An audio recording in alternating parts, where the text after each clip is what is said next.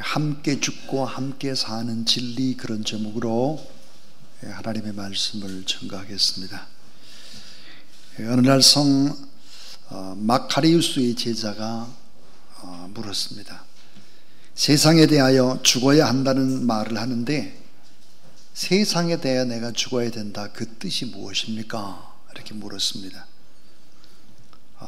이 성 마카리우스는 아주 실질적으로 가르쳤습니다. 너 오늘 밤에 저 공동묘지에 가서 무덤 속에 있는 사람들을 향해서 이렇게 말하라. 이 나쁜 놈들아, 위선자들아, 이 부자놈들아, 이 천하고 고약한 놈들이라고 욕이란 욕을 있는 대로 다 하고 돌아와 봐라. 제자는 이 성자 마카리우스가 시키는 대로 하고 돌아왔습니다. 또 이 성자가 물었습니다. 어떠하더냐? 제자가 대답하기를 아무런 반응이 없었습니다. 그렇다면 내일 아침 다시 가서 이번에는 훌륭하고 위대한 분들이여 이렇게 칭찬하고 돌아오너라 그랬습니다. 제자가 아침이 되자 공동묘지에 가서 또 이제 칭찬을 잔뜩 하고 그리고 이 성자 앞으로 돌아왔습니다. 이번에는 어떠하더냐? 그러니까 반응이 없었습니다. 이 성자는 비로소 말하기를 그게 바로 죽은 것이란다 그랬습니다. 자, 여러분, 죽은 사람은 욕해도 반응이 없고 칭찬해도 반응이 없고 꼬집어도 반응이 없고 송곳으로 찔러도 반응이 없습니다. 모르죠. 오늘 성경은 우리가 예수 그리스도 안에서 죽었다 그랬습니다. 죽었다. 내가 그리스도와 함께 십자가에 못 박혔나니 그런즉 이제는 내가 사는 것이 아니요 오직 내 안에 그리스도께서 사시는 것이다 그랬습니다. 자, 예수 그리스도를 믿고 구원받은 사람 안에는 성령이 내재하고 있죠. 자, 예수 그리스도는 성령님을 통해서 또 모든 크리스찬 안에 계시고 우리 안에 계십니다. 그러나 크리스찬은 언제나 내 안에 주님이 계시다면 우리가 승리하는 삶을 살아야 되는데, 그러나 우리의 현실은 그렇지 못하죠. 내가 날마다 승리하며 인생을 살아가고 있나? 여러분 한번 돌아보십시오. 때때로 실패하고 때때로 세상 사람들과 똑같이 낙심하고 좌절하고 걱정하고 근심하면서 살아가죠. 오히려 예수 그리스도를 믿기 때문에 더 양심이 살아나서 더 걱정하고 더 근심하고 더 낙심하고 이렇게 살아가는 사람들이 얼마나 많습니까? 그 많은 그리스도인들은 잦은 실패로 얼룩져 있습니다. 자, 성도들이 왜 실패할까? 왜 기쁨이 사라질까? 그 이유는 뭘까 하는 거예요. 여러분, 그 이유는 아주 중요한 것이 있죠. 그것은 뭘까? 따라하세요. 나의 자아가 너무 강하기 때문에 나의 자아가 시퍼렇게 살아있는 거예요. 아직도 하나도 죽지 않은 거예요. 예수님이 내 안에 계시면서도 내 안에 기쁨과 감사로 충만하고 기도할 때 응답을 받고 성령의 충만함을 받고 성령의 은사를 받고 그렇게 해야 되는데 기적이 일어나지 않아요.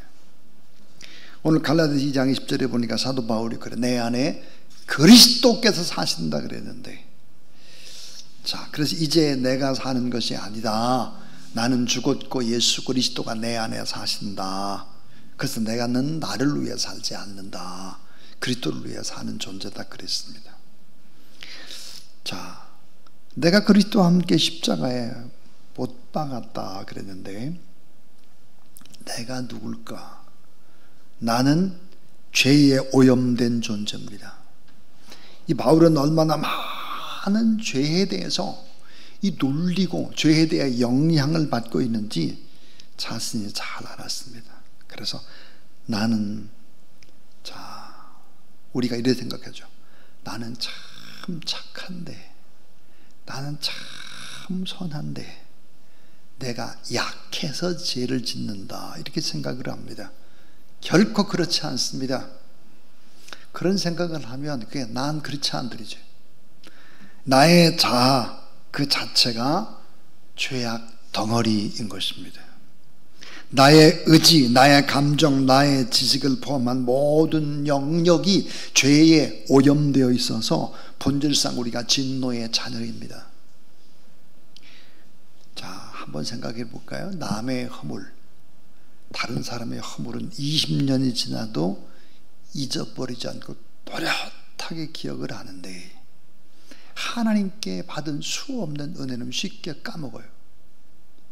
하나님의 말씀을 무수히 받아도 얼마나 교만한지 그 은혜가 머물다가 휙하니 날아가 버리죠. 나의 자아가 죽지 않으면 열심히 일을 해도 문제를 일으키고 우리는 상처를 줄 수밖에 없다라고 하는 것입니다. 그래서 오늘 함께 죽고 함께 사는 진리, 이런 제목의 세 가지 얘기를 할 텐데 이 이야기를 좀 잘 깊이 또 생각하면 참 좋겠습니다. 그 첫 번째 진리입니다. 이 첫 번째는 자신이 주와 함께 죽었음을 선포하라. 이것이 능력이다 하는 거예요. 자, 나 자신이 주와 함께 죽었음을 선포하라. 이게 능력이라는 거예요. 자, 이제는 내가 사는 것이 아니다. 이 고백은 기쁨의 환호성입니다. 이것은 우울한 고백이 아니에요. 나 자신이 죽었다. 이것을 아는 것은 어쩌면 축복 중에 축복입니다. 자, 왜 사도 바울은 자신에 대한 절망이 너무너무 컸기 때문에 나의 죽음인 것은 축복이다. 나의 자아가 죽는 것이 축복이다. 그거를 알았습니다. 1919년 3.1운동 이 선언문을 발표하려 하는데 남강 이승훈 선생님이 이제 잠깐 밖에 나가고 안 계셨어요. 그래서 아직도 3.1운동 선언문을 발표하지 못하고 있었습니다. 왜 발표를 못했느냐? 이 선언문에 맨 먼저 1번으로 맨 앞에 누구 이름을 쓸 것인가 가지고 갑론을박이 되고 있었습니다. 33인 민족 대표문을 쓰는데 천도교가 먼저냐, 기독교가 먼저냐, 불교가 먼저냐, 이게 싸우고 있었던 거죠. 기독교의 지도자의 숫자가 14명으로 제일 많았기 때문입니다. 그런 실강의를 하고 있었는데 그때 이제 남강 이승훈 선생님이 이제 돌아오셨습니다. 그리고는 그 이름 순서가 죽는 순서다.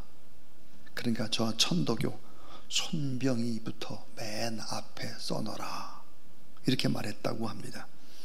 그래서 이제 독립선언문 33인 가운데 제1번으로 돌아간 게 바로 천도교의 손병희의 이름이 첫 번째 나오게 됐다 그랬습니다. 남강 이승훈 선생님은 어떤 분이었을까? 마음과 믿음이 넓고 큰 사람, 예수 그리스도 안에서 자기가 죽었다는 사실을 늘 인식하고 살아갔기 때문에 능력 있는 크리스찬의 삶들을 이제 살아갈 수 있었다 그럽니다. 나 자신이 주와 함께 죽었음을 선포하라. 계속 자주 선포하라. 이게 능력이 된다. 이게 첫 번째예요. 뭐 다 죽었는데 뭘 그렇게 가까운 부부 사이도 다투고 막 그렇게 할까요? 안 죽었죠. 시퍼렇게 자아가 안 죽어서 그래요. 자, 두 번째예요. 이 두 번째는 나의 자아가 죽을 때 축복이 온다 하는 것입니다. 축복이 온다. 예수님 안에서 죽음을 경험하고 정확히 내가 참 죽었구나 이걸 아는 사람들, 이런 사람들이 크리스찬 가운데 많지 않다는 거예요. 자, 여러분, 성령이 없는 사람에게 자신의 죽음이라는 것은 뭘까요? 자존심이 상하는 것이고 자신의 죽음이라는 것은 종말이기 때문에 언제나 두려움의 대상입니다. 그러나 성령께서 임재하는 성도들에게는 자신의 죽음이라고 하는 것은 오히려 성령이 역사하는 이런 능력의 시작이고 오히려 내 성품이 변화되는 축복의 시작이라는 것을 깨닫게 시작하는 것입니다. 자, 신명기 6장 5절에 보니까 넌 마음을 다하고 뜻을 다하고 힘을 다하여 자, 하나님을 사랑하라 그랬습니다. 그러니까 마음과 뜻과 힘이에요. 그런데 누가복음 10장 27절은 신명기 6장 5절을 인용하는 말씀인데 이렇게 얘기하고 있습니다. 뜻을 다하고를 목숨으로 번역했습니다. 목숨을 다하고. 그리고 한글 개역 성경은 이거를 성품이라고 번역을 했습니다. 잘 생각해 보세요. 자, 뜻, 자기의 의지의 뜻과 또 하나는 성품, 성질이에요. 성질과 또 하나는 목숨입니다. 이 세 가지는 같은 거예요. 자, 뜻, 자기 의지와 성품, 성질과 목숨은 같은 의미입니다. 그러니까 성경은 말씀하기를 자기 의지를 바치고 자기 성질을 하나님 앞에 바치는 것은 자기 목숨을 바치는 것이다. 이거와 같은 거예요. 자기 의지나 성질을 바치는 것이 꼭 뭘까요? 목숨을 바치는 것이다. 하나님 앞에. 자, 하나님의 자녀는 자신의 성질을 바치는 거예요. 하나님 앞에. 자신의 목숨을 바치는 거예요. 자신의 성품, 기질을 바치는 거예요. 자, 여러분이 성질, 이 자아 때문에 이게 살아나면 가정에 평화가 없습니다. 교회에 평화가 없어요. 직장에서도 예수를 믿는 사람이 빛이 되고 소금이 될 수가 결코 없다는 거죠. 자, 사사시대 이스라엘 백성들의 문제가 뭘까? 각자 자기의 소견에 옳은 대로 행했다 그랬어요. 이게 뭘까? 자기 자아가 원하는 대로, 감정이 가는 대로 막 한 거예요. 여러분, 그리스도인 가운데 자기 소견대로, 자기 성질대로, 마음대로 하는 것이 죄입니다. 죄. 자, 내 생각에 옳은 대로, 내 감정대로 살면 죄를 짓게 되는 것이다. 자, 살아있는 자, 죽지 않은 그리스도인들은 능력 있는 삶을 결코 살아갈 수가 없다. 불신자의 삶과 구분되지를 않아요. 그러니까 뭐예요? 소금이 되지를 않으면 그 소금이 뭐예요? 세상 사람들에게 밟히게 되어 있습니다. 그러니까 예수 그리스도를 믿는 것, 이 소금이 밟히기 시작한다는 게 뭘까요?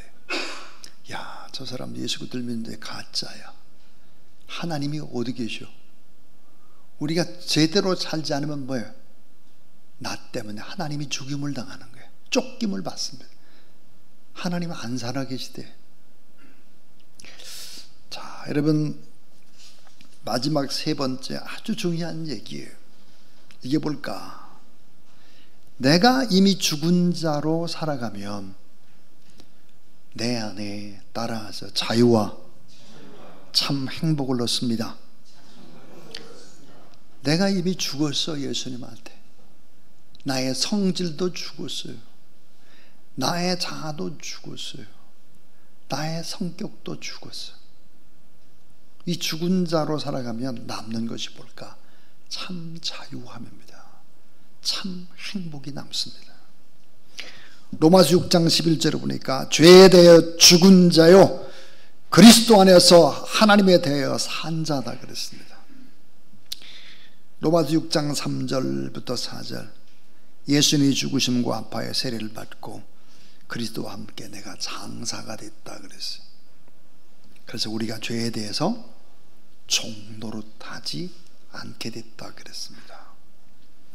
우리의 자아는 앞으로 죽어야 될 존재가 아니에요. 이미 죽었습니다. 이미 죽은 자로 여기며 살아가라. 우리가 예수님 안에 죽게 되면 어떻게 되나요? 두려움, 염려, 근심, 걱정, 미움, 분노, 원망, 욕심, 조바심, 혈기, 욕망, 정욕, 이런 모든 부분들을 이기기 시작을 하죠. 영적인 눈이 뜨기 시작하면 어떻게 될까요? 평강과 기쁨이 찾아옵니다. 사랑과 믿음, 영혼 구원의 중요성을 깨닫기 시작하죠. 그래서 살아도 주를 위해서, 죽어도 주를 위해서 사나니. 자, 사나 죽어나 모든 것 우리 주님을 바라보며 사는 것이죠. 이것이 바로 우리의 신앙의 고백인 것입니다. 그래서 자, 나는 예수님과 함께 죽고 나는 예수님과 함께 산다. 그래서 난 예수님과 함께 십자가에서 이미 죽었습니다. 나는 예수님으로 말미암아 사는 사람입니다. 예수님이 나의 생명이고 예수님이 나의 전부이고, 이것을 우리가 날마다 의지적으로도 고백하고 또 성령 안에서 계속 고백하고 뜨겁게 간절히 기도할 때, 자, 로마서 6장 8절, 만일 우리가 그리스도와 함께 죽었으면 따라하세요. 그와 함께 살 줄을 믿노니. 우리가 늘 나의 죽음을 선포하십시오. 그러면 참된 자유가 있습니다. 난 죽었는데, 내가 이미 죽었음을 선포하게 되면 성령이 역사하기 시작을 합니다. 그렇게 되면 남는 것이 뭐만 남을까? 하나님의 은혜만 남습니다. 오늘 지금 이 순간까지 인도하신 하나님의 그 은혜에 감사하고, 그리고 기뻐하고, 그리고 축복하고, 그러다 보면 인생은 참 살만한, 참 아름다운 인생이 되는 것이죠. 이런 놀라운 은혜가 오늘 이 밤에도 여러분에게 임하시기를 주의 이름으로 축원합니다.